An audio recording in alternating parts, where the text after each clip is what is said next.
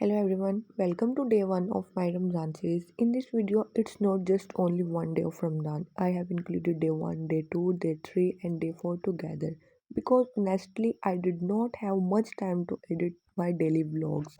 My finals are also during Ramadan, so things are little hectic, but I still wanted to share my beautiful series with you. So let's start together. First of all, my name is Tahreem. Here's the day 1.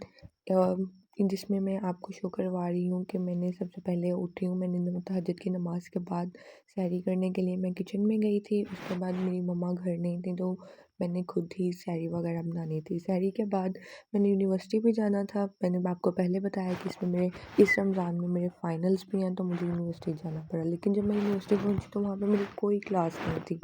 मैं बहुत ज़्यादा boring feel कर रही थी। मुझे रोना आ रहा था, मेरा दिल कर रहा था कि मैं अपने घर चले जाऊँ, लेकिन फिर अल्लाह ताला की ऐसी कुदरत आई कि मेरे सर जो छुट्टी पे थे, पिछले 2 हफ़्ते से छुट्टी थे, वो अचानक छुट्टी से वापस आ गए और कहते हैं कि बेटा आपकी क्लास होनी है, आप फ़लानी-फ़लानी क्लास में आ जाएँ। हम उस क्लास में गए, वहाँ पे मैं फिर बोर हो रही थी, लेकिन उसके बाद जब मैं वापस आई तो हमारे फाइनल्स थे।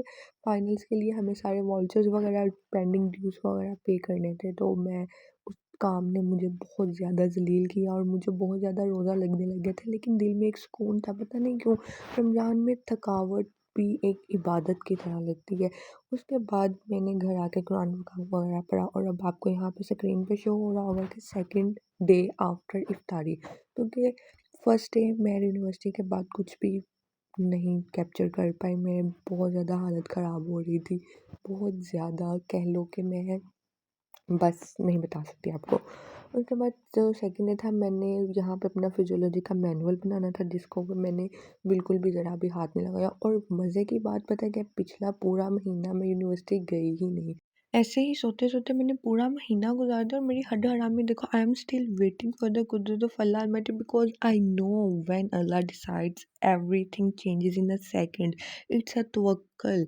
इससे पता चलता है कि मुसलमानों का ईमान और कितना मजबूत है। ख़ास तौर पे एक स्टूडेंट का ईमान तो कुछ ज़्यादा ही मजबूत होता है, जो कि बचपन से ही ये दुआ करता था, आज हमारी असाइनमेंट ना हो, आज हमारा टेस्ट ना हो, आज हमारे साथ ये ना हो, आज हमारे साथ फलाना हो, आज हमारी टीचर को ये हो जाए, आज हमारी टीचर छुट्टी कर ले।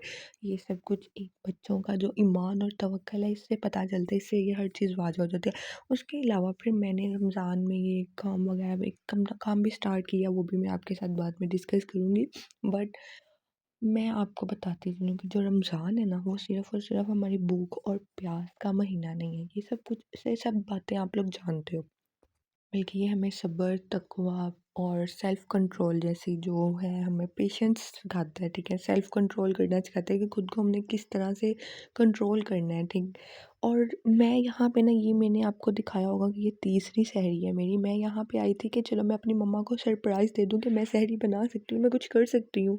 इतनी भी वो पागल नहीं, मैं वो इतनी भी निकम्मी नहीं हूँ, मैं कुछ कर सकती हूँ। लेकिन मेरी मम्मा भाग के मेरे पीछे किचन में आ गई कि तुम मेरे किचन कौन-सा खज़ाना छुपाने लगी हो या कौन-सा चुराने लगी हो? मैंने कहा माँ जी, मैं आपके किचन में से कुछ नहीं लेने लगी, बस मैंने सब्र किया, कंट्रोल किया खुद को कि मेरी तू-तू मैं ना हो जाए, तो मैं वहाँ से किचन से आराम से बाहर आ गई और अपनी माँ जी को कहा कि आप अपना काम खुद ही करें, क्योंकि जिसका काम उसी को साजे।